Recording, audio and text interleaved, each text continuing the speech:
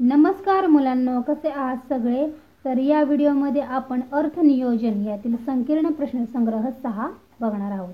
तर पाठीमागच्या व्हिडिओमध्ये सराव संच 6.2 पूर्णपणे सोडवून झालेला आहे। त्याच्यामध्ये फक्त 2च प्रश्न होते आणि तो पूर्ण व्हिडिओची लिंक मी या व्हिडिओच्या डिस्क्रिप्शन बॉक्समध्ये दिलेली आहे। ज्यांनी अजून तो व्हिडिओ बघितला नसेल त्यांच्यासाठी मी लिंक डिस्क्रिप्शन बॉक्समध्ये देते। आणि ज्यांनी अजूनही आपल्या आदिराज क्लासेस यूट्यूब चॅनलला सबस्क्राइब केलं नसेल त्यांनी प्लीज आपल्या चॅनलला सबस्क्राइब करा। तर ठीक आहे, त्याला पहिला प्रश्न बघा, त्याने काय विचारला आहे, पुढीलपैकी योग्य पर्याय निवडा। आता या ठिकाणी काय आहे, ऑब्जेक्टिव्ह क्वेश्चन आहे, म्हणजे मल्टिपल चॉईस क्वेश्चन, म्हणजे काय आहे, प्रश्न आहे आणि त्याच्या खाली त्यांनी 4 पर्याय दिलेले आहेत। त्याच्यातला बघा पहिला प्रश्न आहे, विविध प्रकारच्या गुंतवणुकींपैकी 80C कलमानुसार आयकर गणनेसाठी जास्तीत जास्त किती रुपये वजावट मिळते। तर यासाठी बघा इथे दिले त्याने जास्तीत जास्त किती रुपये वजावट मिळते आणि ते सुद्धा आयकर गणनेसाठी। तर त्याचं उत्तर आहे पर्याय ए, म्हणजेच 1.5 लाख रुपये आपल्याला जास्तीत जास्त वजावट मिळते। ओके, आता ह्याच्यातला दुसरा प्रश्न काय आहे ते सुद्धा आपण बघूयात। दुसरा प्रश्न बघा काय आहे, एका व्यक्तीने 2017 ते 2018 मध्ये मिळवलेल्या उत्पन्नाचे कर आकारणी वर्ष पुढीलपैकी कोणते। आता त्या व्यक्तीने उत्पन्न कुठे मिळालं आहे, कोणत्या वर्षी मिळालेलं आहे, तर 2017 आणि 18 मध्ये मिळालेलं आहे। आणि त्याच्या उत्पन्नाचे कर आकारणी जे वर्ष असतं ते आता त्याचं 2017-18 आहे, तर ते त्याच्या पुढच्या वर्षी जे असणार आहे ते त्याचं कर आकारणी वर्ष असणार आहे। म्हणजे त्या ठिकाणी बघा 2017-18 नंतर 18 ते 19 पर्याय आपल्याला दिसते बी, म्हणजे 2018 आणि 19 हे जे वर्ष आहे ते काय असणार आहे, ते कर आकारणी वर्ष असणार आहे। म्हणजे ज्या वर्षामध्ये त्या व्यक्तीचं उत्पन्न असेल तर त्या उत्पन्नाचे कर आकारणी वर्ष हे त्या वर्षाच्या पुढच्या वर्षी त्याला आपण काय म्हणतो, कर आकारणी वर्ष असे म्हणतो, बरोबर। अशा पद्धतीने हे दोन्ही प्रश्न इथे झालेले। तर दुसरा प्रश्न काय आहे ते सुद्धा आपण लगेचच बघूया। बघा इथे दुसरा प्रश्न त्यांनी काय विचारला आहे, श्री शेखर उत्पन्नाच्या 60% खर्च करतात, त्यानंतर उरलेल्या उत्पन्नातून 300 रुपये अनाथाश्रमाला देणगी देतात, तेव्हा त्यांच्याकडे 3200 उरतात, तर त्यांचे उत्पन्न काढा। आता या ठिकाणी बघा, आता त्यांनी आपल्याला विचारलं आहे की त्यांचं उत्पन्न काय आहे। आता आपल्याला उत्पन्न माहित नाही, त्यासाठी आपण काय करणार आहोत, तर x हे त्यांचं उत्पन्न मानणार आहोत। त्या पद्धतीने आपण आता इथं लिहूया। तर बघा, समजा उत्तरामध्ये आपल्याला लिहायचं आहे, समजा शेखर यांचे उत्पन्न हे x रुपये आहे, आपल्याला माहित नाही त्याच्यासाठी आपण x हे मांडलेलं आहे, आणि शेखर त्यांच्या उत्पन्नाच्या 60% खर्च करतात।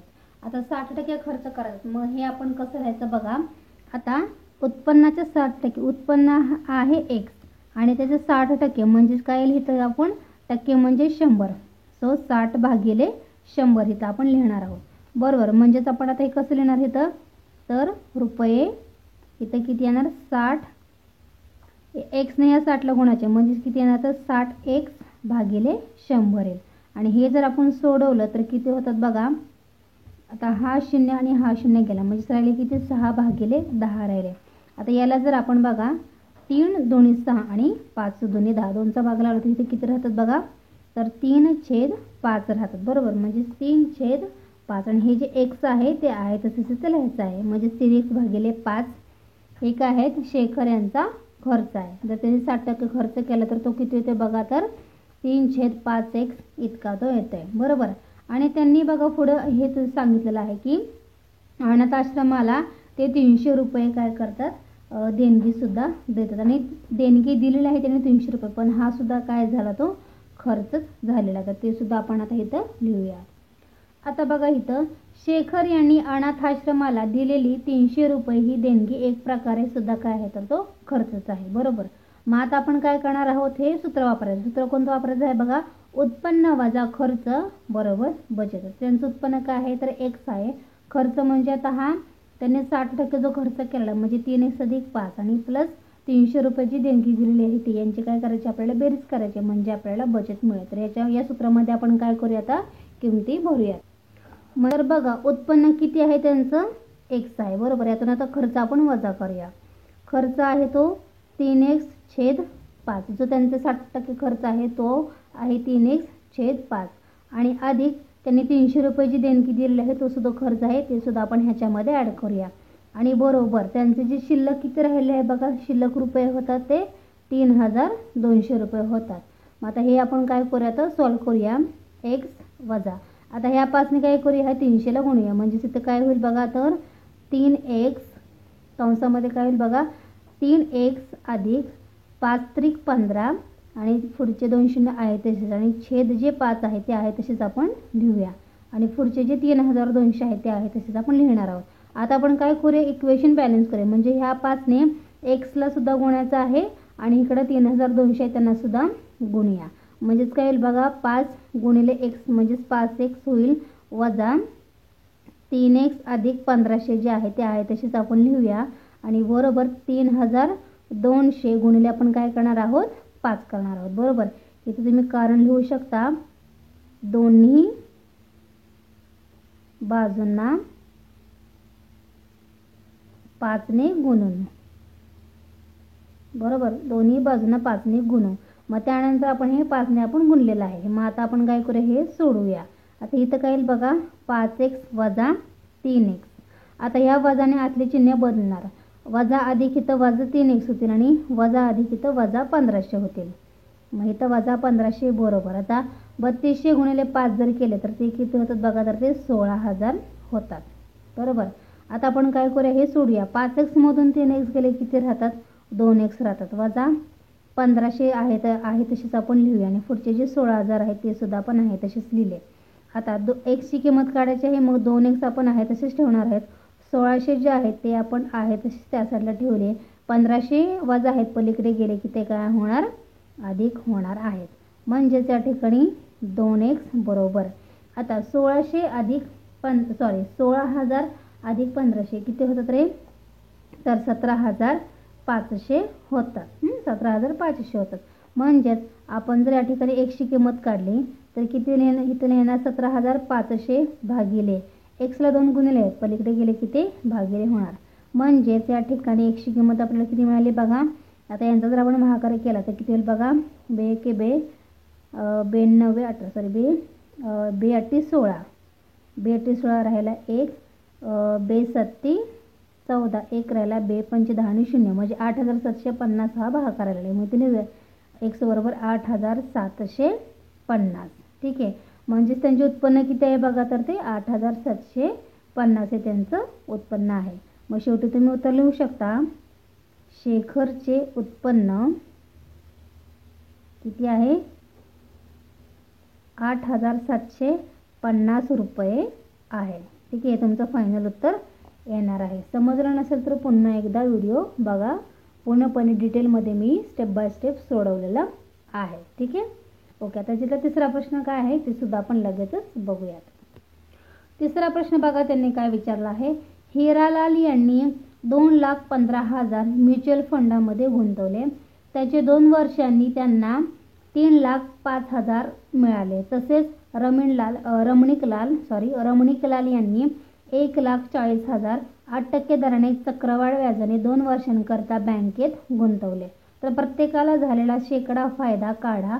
कोणाची गुंतवणूक अधिक फायदेशीर झाली हे आपल्याला आता काढायचं. ठीक आहे, आता स्टेप बाय स्टेप आपण काय करणार आहोत, हे उदाहरण आपण सोडवूया. तर बघा, सुरुवातीला आपण उत्तरामध्ये काय करणार आहोत, तर आता हिरालाल यांना झालेला फायदा आपण अगोदर काढूया. तर इथं लिहायचं, हिरालाल यांना झालेला फायदा. हिरालाल यांना झालेला फायदा. आता त्यांचा जो फायदा झालेला आहे त्यांची किती अमाऊंट आहे ते अगोदर आपण लिहूया. म्हणजेच काय, तर त्यांना जी 2 वर्षानंतर त्यांना म्युच्युअल फंडामध्ये जे गुंतवले होते, 2 वर्षानंतर त्यांना किती रक्कम मिळाली आहे ती अगोदर आपण लिहूया. म्हणजे त्यांना मिळालेली आहे 3,05,000 त्यांना मिळालेली आहे ना. आता याच्यातून काय करायचं आहे, त्यांनी 2 वर्षापूर्वी किती गुंतवलेले होते ती अमाऊंट आपण लिहूया. तर 2,15,000 हे त्यांनी गुंतवलेले होते. आता याची आपण वजाबाकी करायची. तर याची वजाबाकी किती येते टोटल, तर यांची वजाबाकी जी आहे ती 90,000 येते. बरोबर आहे, म्हणजे हिरालाल यांना झालेला फायदा किती आहे, तर तो 90,000चा फायदा आहे असं आपण म्हणू शकतो. आता हिरालाल यांना झालेला शेकडा फायदा सुद्धा आपण काढणार आहोत. या ठिकाणी लिहायचं आहे, हिरालाल यांना झालेला शेकडा फायदा. हा फक्त फायदा आहे. आता फक्त आपल्याला शेकडा फायदा सुद्धा काढायचा आहे. शेकडा फायदा म्हणजे ते आपण कसं लिहिणार आहोत बघा. तर बरोबर त्यांचा जो काही फायदा झालेला आहे म्हणजेच 90,000 म्हणजेच इथं आपण लिहिणार आहोत फायदा भागिले त्यांनी किती गुंतवणूक अगोदर केलेली आहे ती लिहायचं आहे. फायदा भागिले गुंतवणूक आणि शेकडा फायदा आहे म्हटल्यानंतर आपल्याला 100ने गुणावं लागणार आहे. म्हणजेच इथं आपल्याला काय होईल फायदा कितीचा आहे तर त्यांनाच 90,000चा झालेला आहे. ते आपण आता इथं लिहूया. 90,000 भागिले कितीची गुंतवणूक केली होती त्यांनी तर 2,15,000ची त्यांनी गुंतवणूक केली होती आणि जे हे 100 आहे ते आहे तसेच आपण लिहिणार आहोत. आणि आता हे आपण काय करूया आता ते सॉल्व करूया. आता हे सॉल्व केल्यानंतर बघा हा 0 हे 0 काय झाले कॅन्सल झाले. ओके. आता या 90 गुणिले 100 जर आपण केलं 90 गुणिले 100 भागिले 215 म्हणजेच आता हे 9 1 9 म्हणजेच 9च्या पुढे हे 3 शून्य आपण लावणार आहोत आणि भागिले किती 215. आता यांचा जर तुम्ही भागाकार केला तर तो येतो 41.86 येतो. ठीक आहे. 41.86 एवढा हा भागाकार होतो. म्हणजेच हिरालाल यांचा फायदा आहे तो किती आहे तर तो 41.86% आहे. म्हणजे इथं तुम्ही लिहू शकता हिरालाल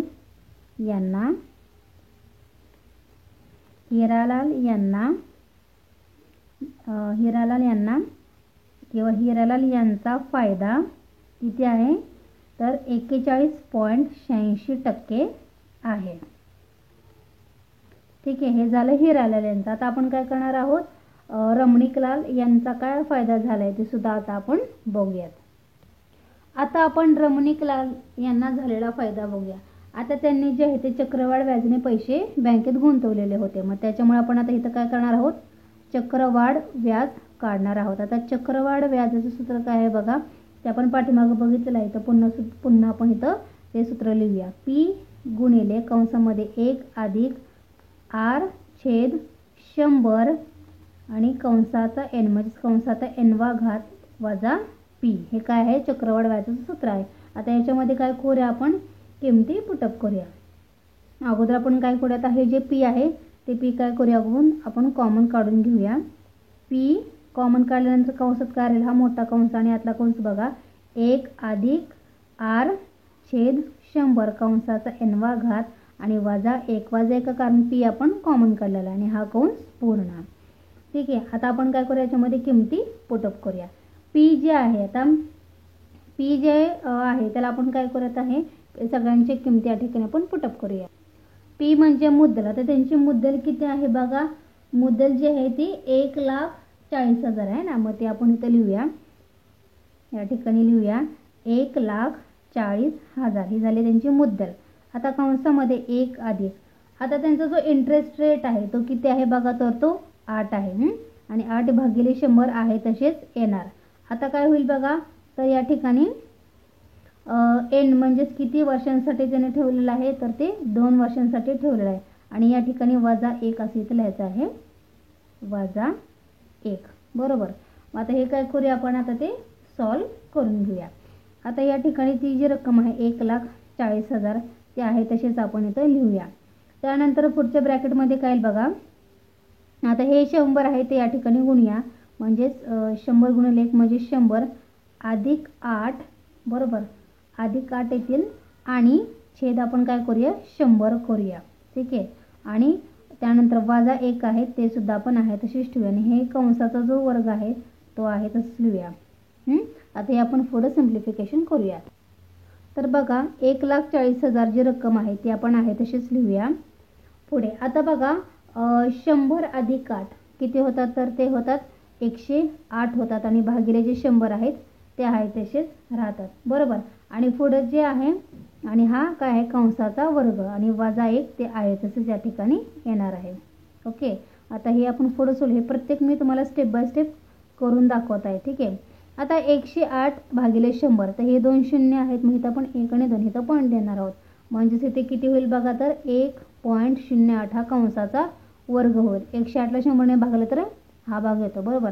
आणि पुढचं जे वजा 1 आहे ते सुद्धा आहे असंच राहणार आहे. ओके, आता आपण काय करूया बघा, 1.08 याचा जर वर्ग केला तर तो किती येतो, हा वर्ग सुद्धा आपण पाठीमागं आपल्याला लिहिलेला तो 1.1664 येतो. मग ते आपण आहे तसं लिहूया.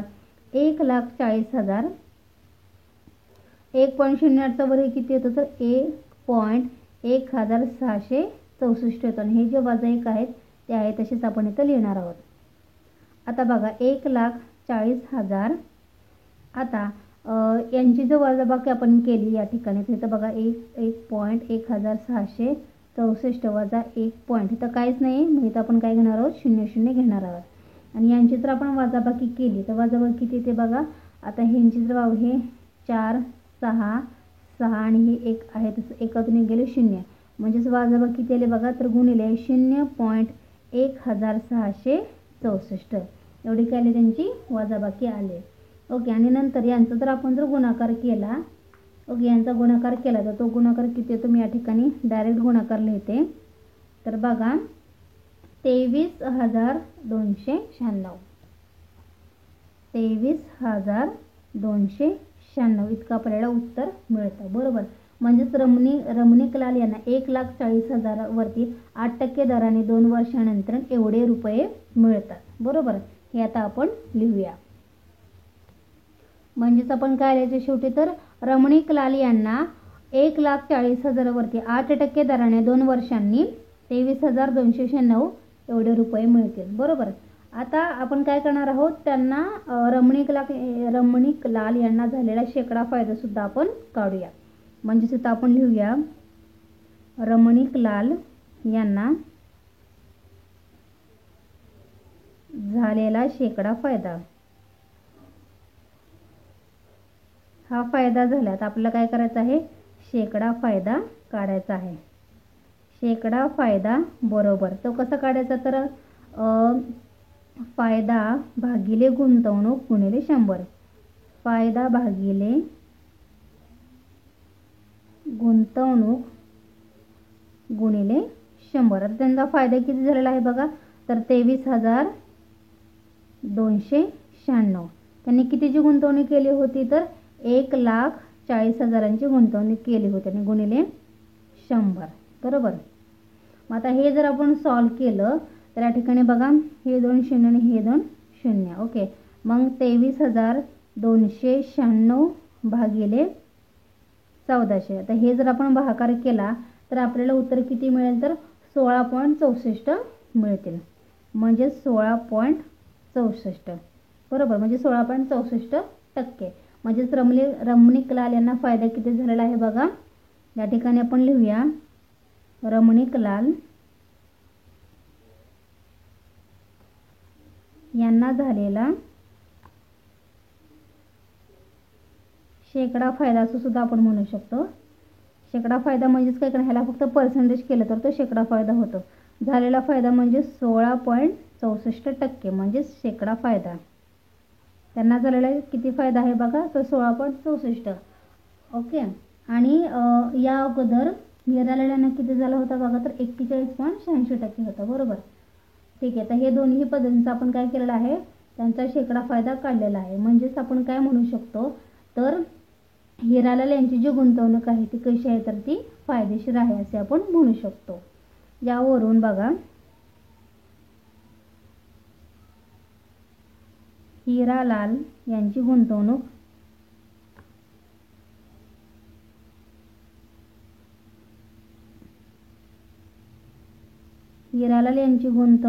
फायदेशीर आहे. ठीक आहे, आणि त्यांची गुंतवणूक सुद्धा आपण काय करूया या ठिकाणी आता लिहून घेऊया. तर फायनल उत्तर बघा काय लिहायचं आहे, हिरालाल यांचा फायदा हा 41.86% व रमणीकलाल यांचा फायदा हा 16.64%. म्हणजेच हिरालाल यांची जी गुंतवणूक झालेली आहे ती अत्यंत फायदेशीर आहे असे आपण म्हणू शकतो. ओके, तर अशा पद्धतीने बघा या व्हिडिओमध्ये आपण संकीर्ण प्रश्न संग्रह 6 मधला पहिला प्रश्न, दुसरा प्रश्न आणि तिसरा प्रश्न पूर्णपणे सोडवलेला आहे. ठीक आहे, काय डाऊट असेल तर मला कमेंट करून सांगा आणि नेक्स्ट व्हिडिओमध्ये आपण राहिलेले प्रश्न कंटिन्यू करणार आहोत. आणि ज्यांनी अजूनही आपल्या आदिराज क्लासेसचं यूट्यूब चॅनलला सबस्क्राईब केलं नसेल त्यांनी प्लीज आपल्या चॅनलला सबस्क्राईब करायला विसरू नका. Till then take care, bye bye.